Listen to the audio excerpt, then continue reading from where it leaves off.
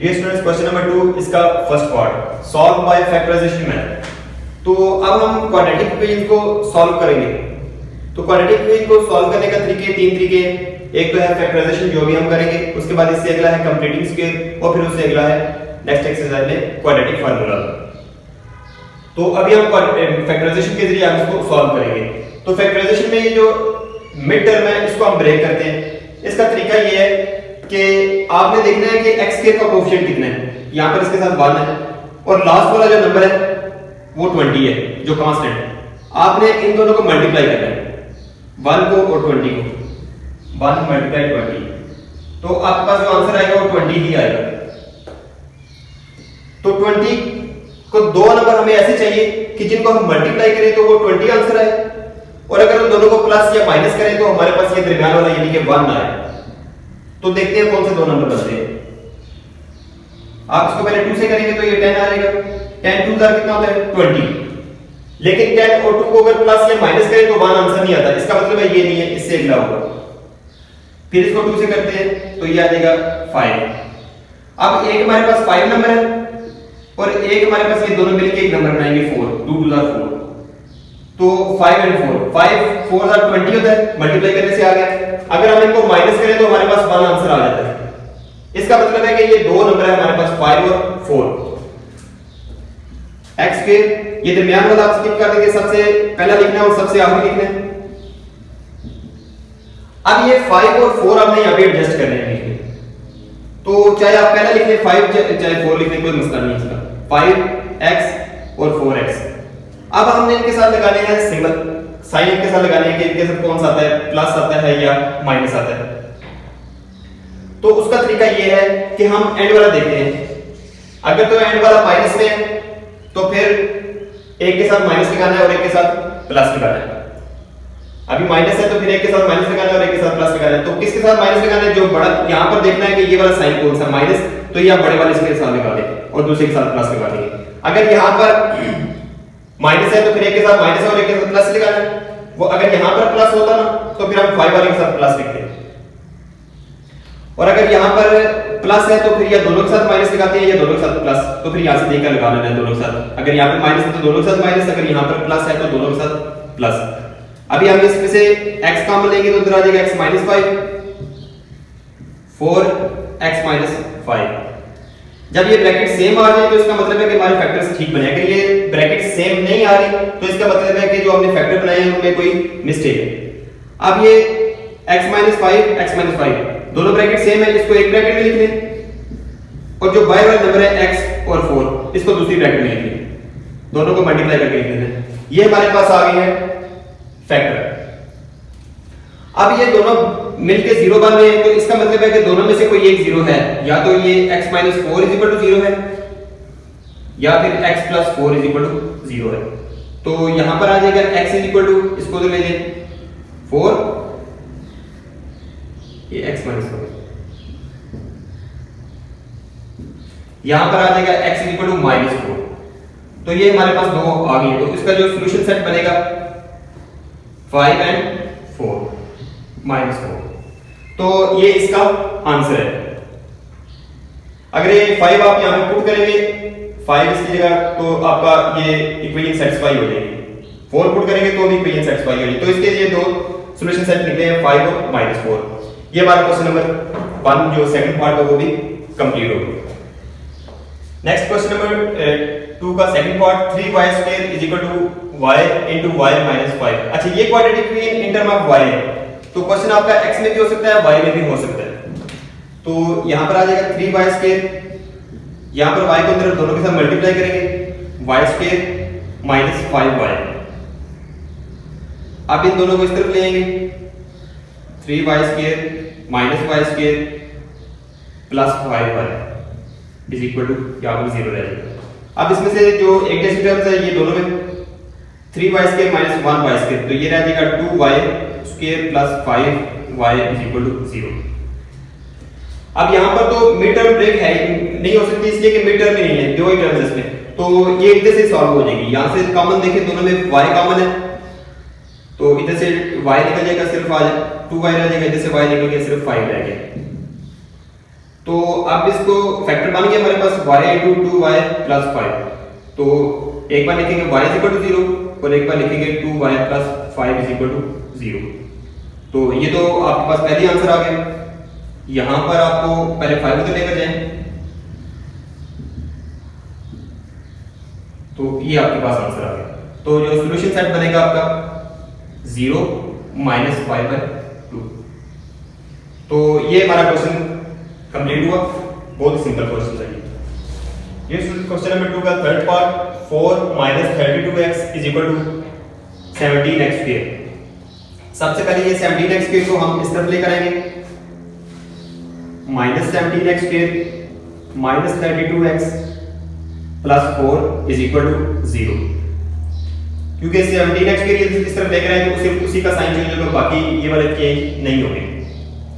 अब ये 17 जो x स्क्वायर वाली ये पॉजिटिव होनी चाहिए, हम इसको पॉजिटिव करने के लिए मल्टीप्लाई बोथ साइड्स बाय -1। अगर सिर्फ साइन चेंज करना मकसद हो तो आप सिंपल कर दिया करें multiply both sides by -1, multiply both sides by -1।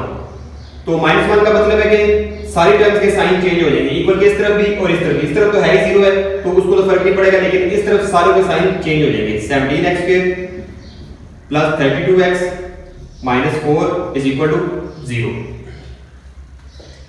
तो ये हमारे पास एक क्वाड्रेटिक इक्वेशन अब बन गई है। अब इसका पहला देखिए क्या है, 17 इसको सबसे आगे वाले के साथ मल्टीप्लाई करना है।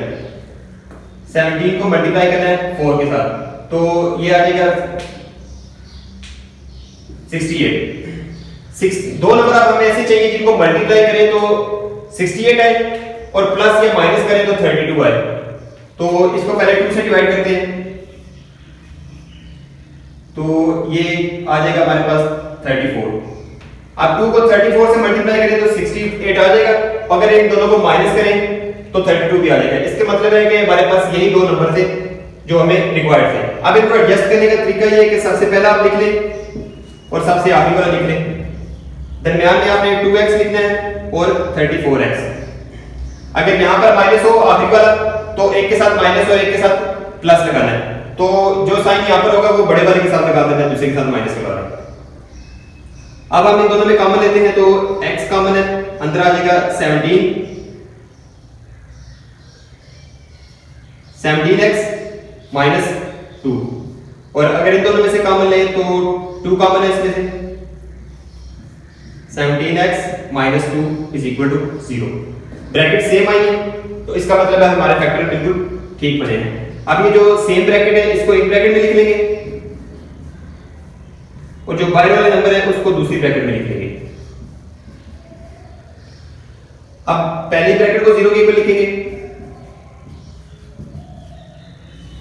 और इधर से दूसरी ब्रैकेट को भी 0 के इक्वल लिख लेंगे। यहां पर इसको सॉल्व करने का तरीका ये है कि पहले ये -2 उधर जाएगा, ये -2 उधर जाके +2 हो जाएगा और फिर 17 उधर जाके 2 से डिवाइड हो जाएगा। और ये तो बहुत ही सिंपल है कि सिर्फ 2 को उधर लेके जाना तो ये आपके पास x की वैल्यूज आ जाएगी। तो हमारे पास जो सॉल्यूशन सेट बनेगा वो बनेगा -2 और 2/17। तो ये हमारा क्वेश्चन नंबर 2 का 5 part, x plus 1/x plus x/x plus 1 is equal to 25/12। अब ये क्वाड्रेटिक इक्वेशन तो है लेकिन ये फाइनल फॉर्म में नहीं है, यानी कि ax² plus bx plus c, ax² plus bx plus c is equal to 0 इस फॉर्म में होनी चाहिए थी। तो पहले हम इसको इस फॉर्म में लेकर आएंगे जो हमने पहला क्वेश्चन किया इस एक्सरसाइज का, उस तरीके से पहले इसको क्वाड्रेटिक इक्वेशन बनाएंगे, उसके बाद फिर इसके फैक्टराइजेशन की मदद से इसको सॉल्व करेंगे।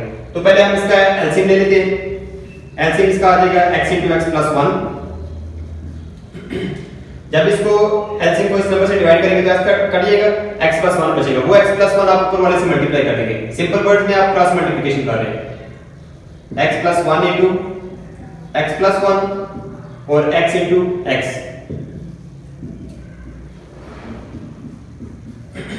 ये चीज याद रखनी है कि ये जो क्रॉस मल्टीप्लिकेशन है पहले भी मैं वाज़ेह कर चुका हूं कि ये हर क्वेश्चन में नहीं हो सकती, उसी वक्त ही क्रॉस मल्टीप्लिकेशन हो सकती है जब आपने इन दोनों को मल्टीप्लाई करके ही लिखा हुआ है।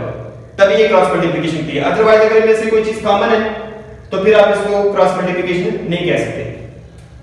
अब यहां पर इसको मल्टीप्लाई करते हैं, x² + x + x + 1 + x²। इनको मल्टीप्लाई किया, ये आ गया और ये x × x x² बन गया। डिनोमिनेटर में आ जाएगा x² + x = 25/12। लाइक टर्म्स इसमें x² और x², ये हो जाएगा 2x², x + x 2x + 1, x² + x = 25/12। अब ये 12 इधर डिवाइड हो रहा है, इस तरफ आके ये मल्टीप्लाई हो जाएगा।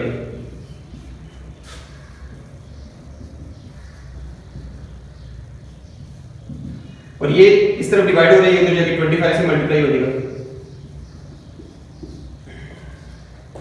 अब ये 12 को अंदर मल्टीप्लाई करेंगे, 24x² + 24x + 12 = 25x² + 25x। अब ये दोनों टर्म्स जो है ये भी इस तरफ ले आएंगे, 24x² - 25x²,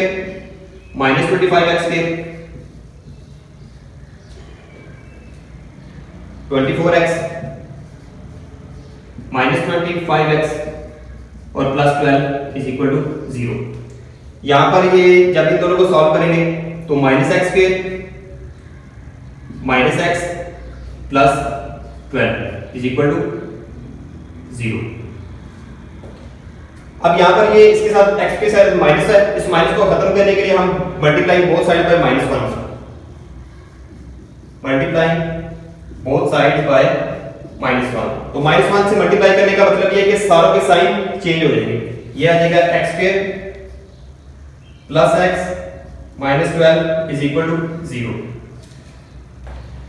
तो ये हमारे पास अब ये क्वाड्रेटिक इक्वेशन फाइनल फॉर्म में आ गई है। अब हम इसके फैक्टर बनाएंगे। तो सबसे पहला x के साथ 1 है, 1 को आपने 12 से मल्टीप्लाई करना है तो आपके पास 12 आ जाएगा। दो नंबर ऐसे चाहिए हमें जिनको मल्टीप्लाई करें तो 12 आए, प्लस माइनस करें तो 1 आए। तो पहले हम शुरू से करते हैं, 6 2 6 12 तो आ सकता है, लेकिन इनको माइनस करेंगे तो 1 नहीं आएगा। हम इसकी ओर आगे चलते हैं। अब ये एक नंबर कंसीडर होगा 2 2 4 और ये 3 4 और 3 4 3 12 होता है, और 4 और 3 को माइनस करेंगे तो आपका 1 आ जाएगा। इसका मतलब है कि 4 और 3 हमारे पास दो नंबर है, x² - 12। ये दो नंबर हमने एडजस्ट करने हैं। आप लिख लें 4x और 3x। जब आखिरी वाले के साथ माइनस हो तो आपने एक के साथ माइनस लगाना होता है और एक के साथ प्लस। और किसके साथ प्लस लगाना है, किसके साथ माइनस, यहां पे देखना है कि यहां पर अगर प्लस है तो बड़े वाले के साथ प्लस लगा दें, दूसरे के साथ माइनस लगा दें। अब हम इन दोनों में से कॉमन देखते हैं, x × x + 4 - 3 इन दोनों में 3 कॉमन है क्योंकि 3 दोनों के टेबल में आ रहा है। तो जब माइनस के साथ कॉमन लेते हैं तो अंदर वाला साइन जो है वो चेंज कर देना है, x + 4, क्योंकि अगर 12 को 3 से डिवाइड करेंगे तो 4 ही आंसर आएगा। ब्रैकेट दोनों सेम आ गई है तो इसका मतलब है कि हमारे जो ये ऊपर वाले फैक्टर हमने बनाए थे ये बिल्कुल ठीक बनाए थे। अब जो सेम ब्रैकेट है इसको एक ब्रैकेट लिख दें, इनटू जो बाहर वाला नंबर है हमको दूसरी ब्रैकेट में लिख दें। तो ये आपके फैक्टर बन गए। अब हम पहले इस ब्रैकेट को 0 के इक्वल लिखेंगे और फिर हम इस ब्रैकेट को भी 0 के इक्वल लिख लेंगे। यहां से हमारा आंसर आ जाएगा x = -4 और यहां से हमारा आंसर आ जाएगा x = 3। तो हमारे पास जो सॉल्यूशन सेट बनेगा -4 × 3, -4 और 3 हमारे पास ये सॉल्यूशन सेट बनेगा। तो डियर स्टूडेंट्स हमारा ये क्वेश्चन भी कंप्लीट हो गया।